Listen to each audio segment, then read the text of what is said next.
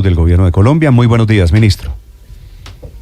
Muy buenos días, don Néstor. Gusto en saludarlo a usted y a toda su mesa de trabajo. Gracias por aceptar esta invitación, ministro, que a propósito, usted queda encargado a partir de hoy de funciones presidenciales, ¿verdad? Sí, señor, cómo no. Le digo, ministro. Eso es más que todo eso es más que un formalismo. Sí. La verdad. Esto no es como antes que nombraban designado y entonces usted sí verdaderamente tenía funciones de presidente, por ejemplo, el doctor Lemos, bueno, el doctor Víctor Mosquera, cuando habían designados. Hoy ya no, esto es más que todo como un formalismo para algún tema que haya que resolver más de una firma o algo, porque uno no hará nada diferente de lo que ordene el señor presidente de la República. ¿Eso quiere decir, ministro, no tengo que decirle señor presidente hoy? No, señor, para nada. Vale, ministro, usted es uno de los firmantes, estaba hablando del tema de la carne de los mataderos. Usted es uno de los 4 ministros que firma el decreto de anoche. Usted maneja la salud de este país, ministro. Para quienes tienen dudas, inquietudes, ¿cuál es el sentido de revivir los mataderos? Mire, una cosa, don Néstor, es que creo que parecería que nadie hubiera leído el programa del señor presidente de la República. Parece que nadie hubiera escuchado lo que nosotros prometimos y oímos. Recogió el señor presidente, viene el presidente recogiendo por 20 años inquietudes de la gente. Y voy a dar una razón, voy a decirle algo. Yo desde pequeño voy a un municipio que es Murillo, cerca del Líbano, Tolima, donde yo nací. Sí. Y usted para matar una res, tiene que trasladarla desde Murillo hasta Ibagué o hasta La Dorada para poderla sacrificar.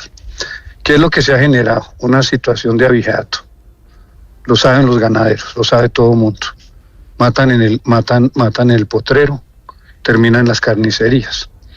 Hay algunos sitios que se pueden rehabilitar, llenando todos los requisitos. Entonces voy a decirle algo, porque siendo yo un dirigente regional, yo fui concejal, diputado, nosotros en el Líbano logramos tener un adecuado matadero que funcionaba adecuadamente con todos los requisitos que hay para estas plantas de sacrificio, porque es que hay plantas de sacrificio comercial, para exportación, otros para grandes beneficiaderos, en fin.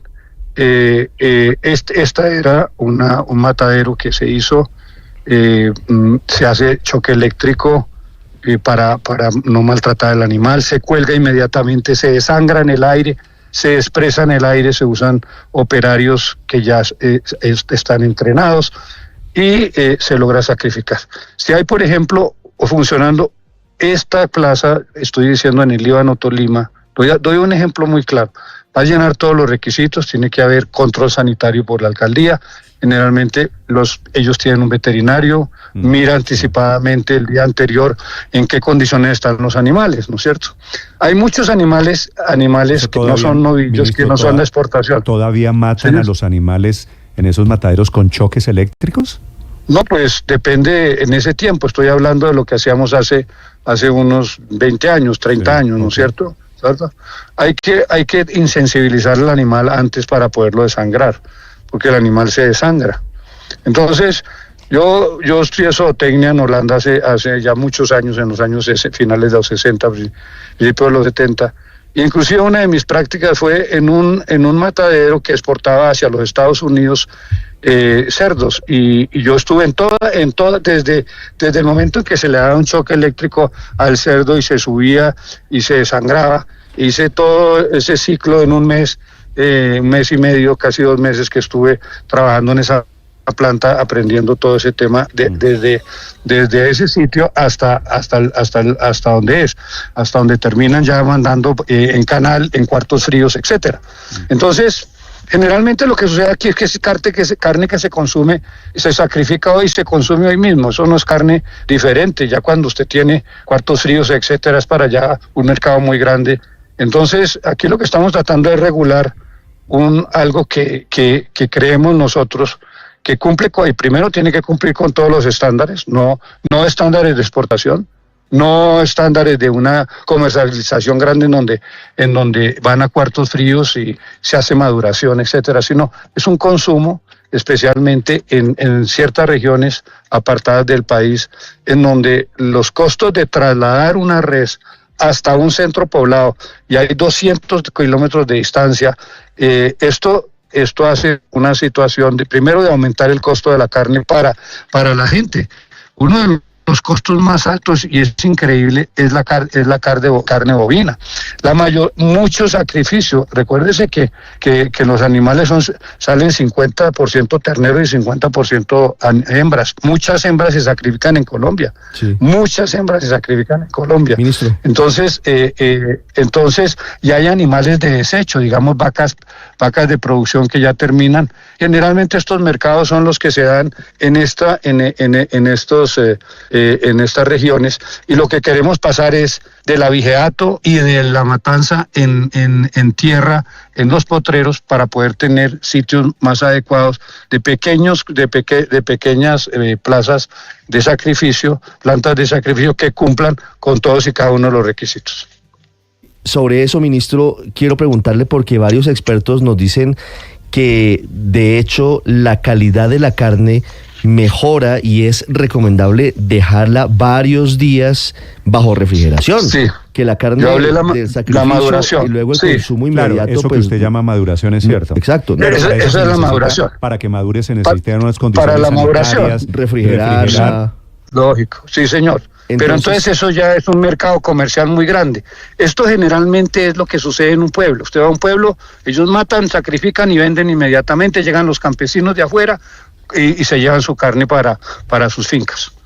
Pero entonces, si usted no ayuda en este tema, pues lo que estamos ahorita es consumiendo en todos esos sectores una carne que no la inspeccionamos, que no sabemos qué estamos consumiendo y que no llena ni siquiera los más mínimos requisitos de sanidad.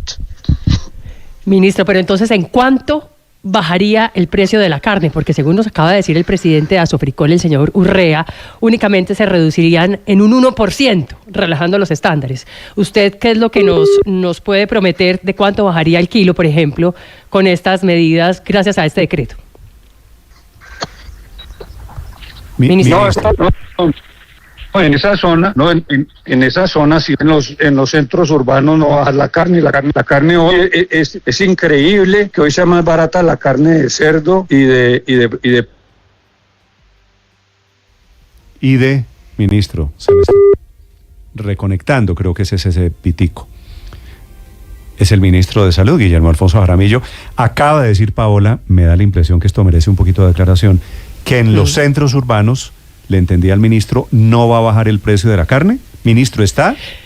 Así es que, bueno, la comunicación está entrecortada, pero se supone que todo esto lo estamos haciendo es para que baje el precio de la carne, no, pero dice, cuyo costo está disparado. Quisiera la aclaración del ministro sobre eso, pero usted lo escuchó. En los centros urbanos, Felipe, no va a bajar el precio de la carne. Entonces me imagino que esto es dirigido para el país rural, fundamentalmente, claro, a los pueblos en donde van a tener mataderos, que será la carne de consumo local. Si entiendo bien, porque se reducen los costos de producción, se reduce el costo del transporte. Y Néstor, el ministro nos dice que no se trata únicamente de los costos, es que la ventaja del decreto es pasar de un sacrificio clandestino, insalubre, a un sacrificio controlado. Es que nosotros estamos asumiendo que todos los pueblos transportan al ganado donde hay un centro cercano, y eso no ocurre. La regla general es que el animal es sacrificado de manera clandestina para poder abastecer en el pueblo, y esto sí lo supera esta nueva medida del gobierno nacional. Bueno, ya pero es que para eso es que es el decreto.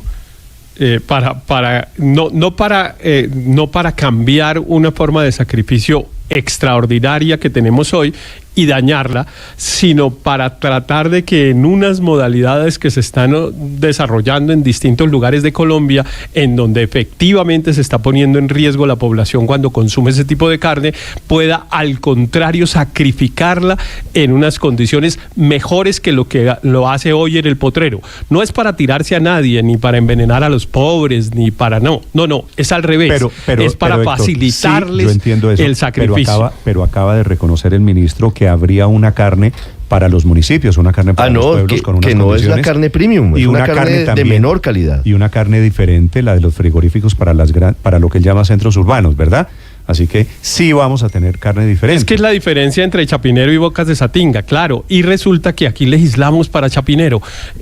No. Y por fortuna Pero el no ministro dio un ejemplo más cercano incluso de Chapinero que Bocas de Satinga. Bocas de Satinga queda muy lejos de Bogotá, pero Murillo no queda tan lejos. Y me encanta ese ejemplo que dio el ministro. Y resulta que en Murillo, pues obviamente la persona que tiene 2 o 3 animales para sacrificio no los lleva hasta el matadero en Ibagué porque no le resulta rentable hacerlo. Héctor, entonces mata el animal en la finca y así se lo vende a sus vecinos para que consuman. Héctor, tengo al ministro que yo creo que todavía hay 2 preguntas por resolver.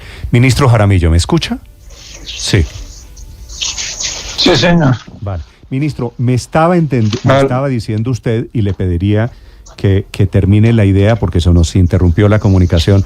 Usted estaba diciendo, si le entendí bien, no va a bajar la carne en centros urbanos, bajaría solamente en los municipios en donde se van a instalar los mataderos. Sí, esto no es, por ejemplo, Ibagué tiene un matadero que entonces zonas como todos los municipios aledaños, supongamos Espinal, está cerca, por ejemplo, Alvarado, está cerca Piedras, Coello. Eso, ahí hay un centro grande, ahí no va a haber mataderos pequeños. Ahí hay un matadero, que es un matadero comercial, un matadero que además tiene frigorífico, que tiene cuarto de maduración de carne, que llena todas las especificaciones, y si mañana quisiera exportar seguramente lo podría hacer porque podría irse a posibilidades de exportación si así lo estima conveniente sus propietarios. Ahí no va a aparecer una planta pequeña. No, esto es para sitios, pues repito, alejados, en donde no hay cerca de eso. Sí, ministro. Sí. Plantas comerciales grandes. Ministro, si es así, en algunos pueblos de Cundinamarca, por ejemplo, que están muy lejos de la aquí es de los frigoríficos Guadalupe, ¿cierto? Ese es el sentido de eso. Pero usted usted tiene por allá digamos en Puerto Carreño, entonces tiene que tener una plantica muy bien hechecita, que llene con todos los requisitos que tiene. Hay las plantas pequeñas tienen todo su rigor, tienen sus diseños muy claros. Y aquí tiene sus controles. La alcaldía tiene que hacer su control con su veterinario, pero tiene que hacer control con su Secretaría de Salud. Eso querría decir. Sí, señor. Va a haber entonces un precio, pero también una calidad diferente entre los centros urbanos. Ministro, a ver si... Señor. Ahí sí, señor. ¿Cierto? Ahí está mejor. Sí, señor. Vale. Ministro, le quería preguntar, entonces, si va a haber precios diferentes, uno en los centros urbanos, carne producida por frigoríficos, ¿también habría calidad de carne diferente?